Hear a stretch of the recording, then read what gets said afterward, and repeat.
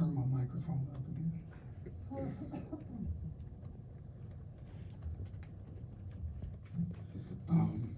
You know, like, first of all, sorry to keep you waiting, but like, what that coach, you know, Coach Painter's done for me in my career, like, I'm gonna talk to him after the game. We're gonna spend some time talking. We're gonna talk about our teams, and I'm gonna call him and try and get help from him too, right? Hopefully we don't have to play him again, but we can help each other now. I thought our guys really fought and competed. Like, we knew how tough this game was going to be. Like, they had lost, you know, the game before, and we talked about what they were doing in practice and how hard those practices were going to be, but also, like, it doesn't have anything to do with us. Like, we play hard because we're supposed to play hard every single time, whether we won 2 games in a row, lost 2 games in a row, whether we're playing the number 3 team in the country or the number 353 team in the country, and our guys are doing that. And I'm proud of their effort. I hate losing. You guys know this. I hate losing.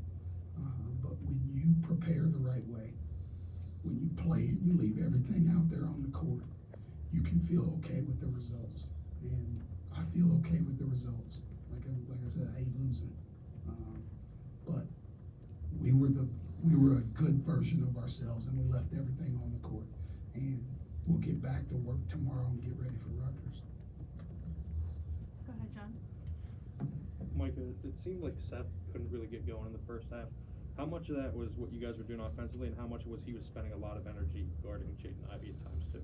Yeah, you know, he's guarded. I mean, really, this whole season, he's been on the best player on the other team almost every game, if they have a wing player that's like that. So I think he's okay.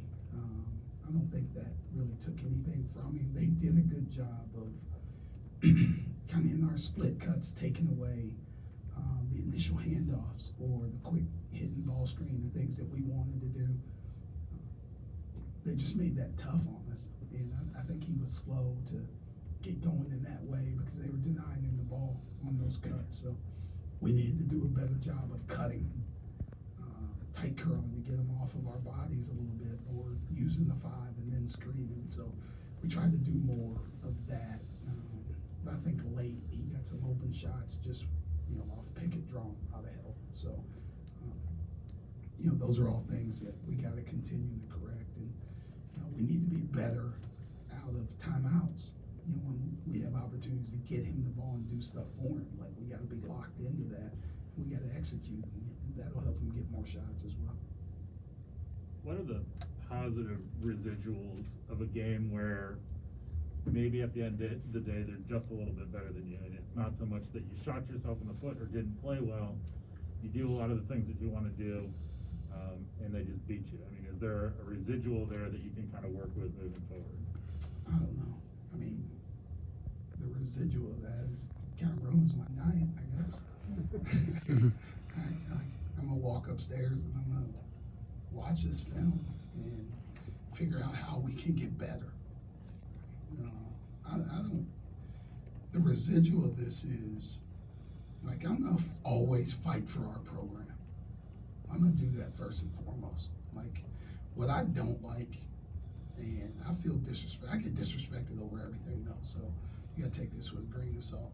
I don't like when people say that loss sucks for Indiana and that's a bad loss. Like, we're not a bad team. We're not. Like, if you look at the teams that have beaten us, Miami's like 12-3. Should be ranked, close to being ranked, I don't know.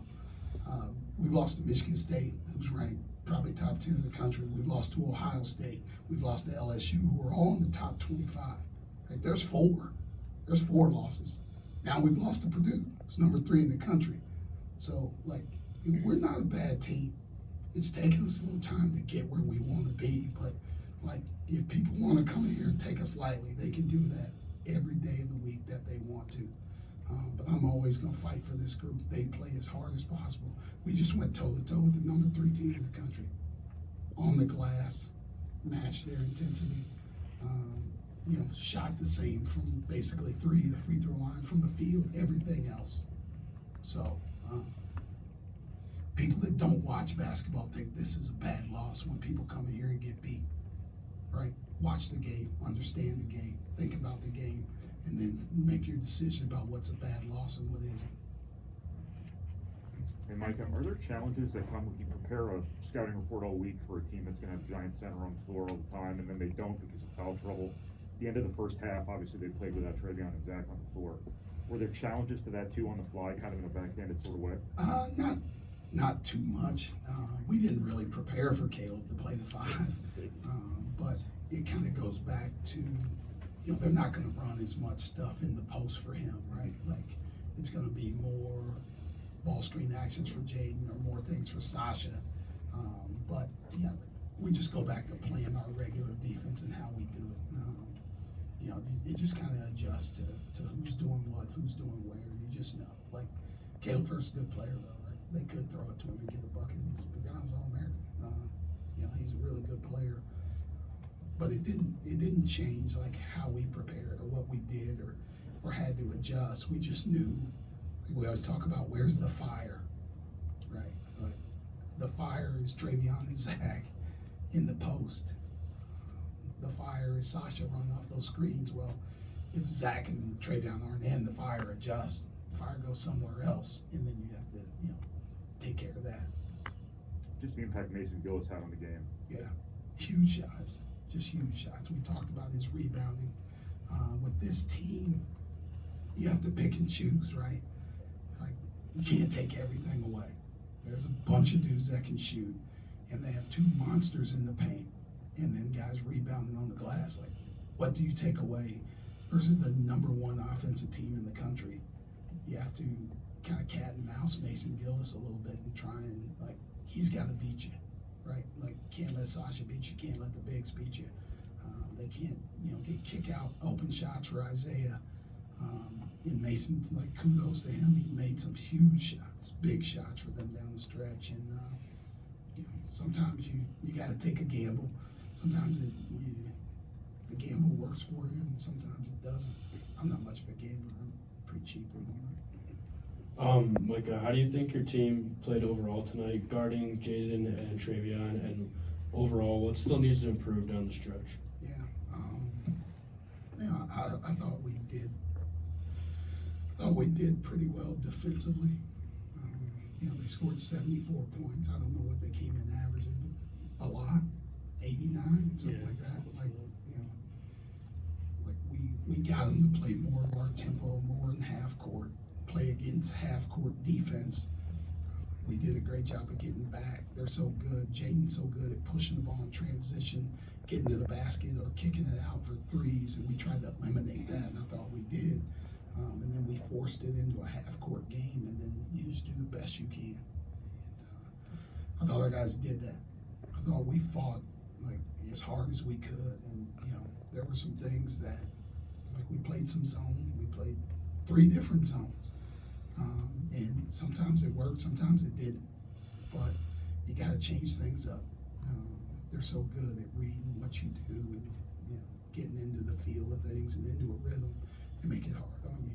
Right? For us, we have to play the exact same way. The exact same way. With the way we compete, the effort we play with, the togetherness we play with, we have to play the exact same way. No matter if, like I said, if we're playing number 3 in the country or number 353, we have to do the exact same way. And that gives us a chance every night. It gave us a chance against Indiana, it gave us a chance against Northwestern, it gave us a chance against Purdue, it'll give us a chance against Rutgers. Nate? Mike, it's kind of tough to fixate on the last 2 minutes when you made 9 straight going into it, but did you like the looks that you got at the end, and just kind of how you came out of that? Yeah, it allowed them to kind of take away what we were doing, like when they got up. Like, Travion gets a 3-point play, now we're down a little bit more.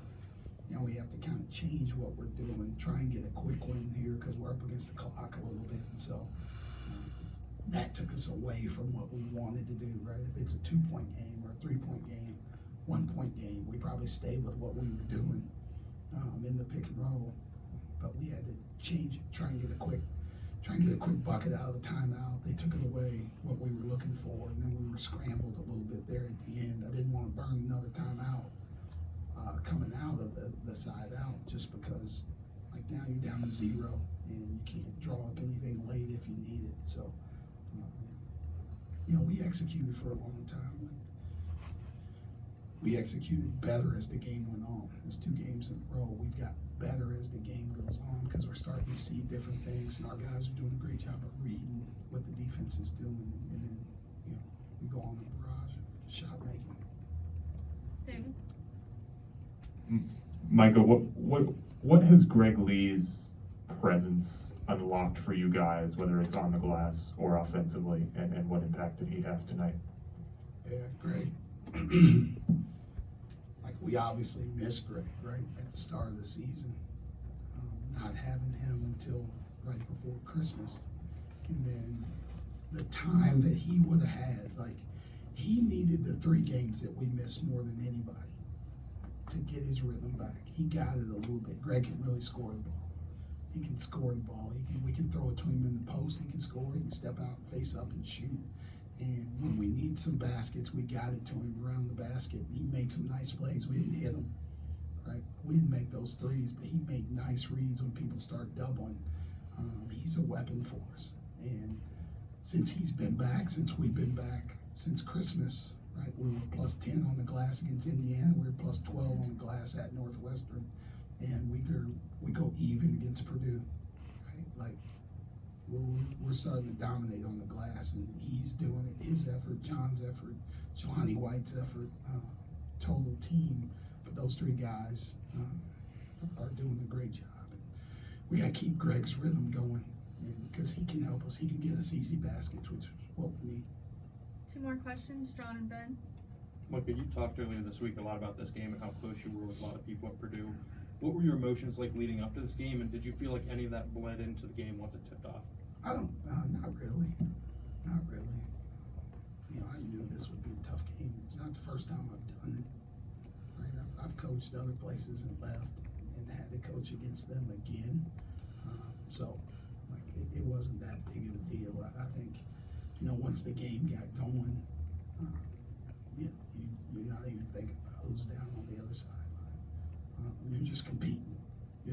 I saw a bunch of those guys before the game, right? So you get some of that out of the way, but like, we're all friends, but we're all competitors, and they want to win that game as bad as we wanted to win that game, and that was it. And that was all my whole mindset. I'm pretty, I don't even know what to say. I got like a one-track mind, and I was just locked into trying to help us win, and I knew Coach Payne was going to do that. And then once it was over, like, it's over, right? Sorry I made you guys wait, because I was out there talking to him about different things. Not even about the game. He's telling me stories about stuff that happened. If you guys know Coach Payne, he likes to tell stories. We were out there, he's telling me stories about different things that happened in practice, everything else. So now I can call him more and ask him questions about other teams when we start playing. So I guess that's the benefit of this.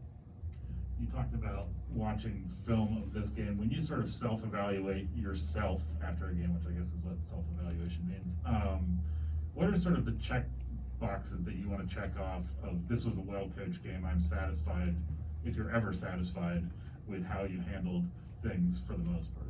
Yeah, we had since we've come back from Christmas, I had those days off.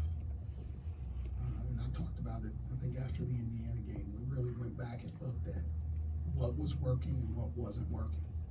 Here's the areas we need to improve on. Here's what we're doing. So I just look at those areas. What's our transition defense look like? Are we doing a good job there? What's our three-point defense look like? Are we doing a good job there? Like, go the other side of the ball. Our turnovers, I'll look at those, how they're happening. I'll look at our offensive rebounding, and if we're doing well there. So I go back and check those areas, and then, after that, then I'll probably figure out how can I put, like, where are the areas that can help us you know, maybe get easier shots, or what can we do to do something better? I mean, I think it may not look like it, but you know, we changed some stuff up. It probably all looks the same to you, but like, you know, based on how they were gonna guard us, based on their personnel, there were like 2 or 3 different things that we were gonna try and stay in offensively and just run those to get the best action. So, did those work? Did those not work? Is that something like you may not see it again the rest of the season? You may not, there may not be another team where it would work against. So it could be something completely different against Rutgers. So that's what I look at, like, you know, the opportunities of, can we get easier shots? Can I help us defensively? Should we have stayed man or zone? I'll take a look at that stuff. But we gave an effort. We gave our best effort, and that's all I care about. Thank you, Coach. Thank you, guys.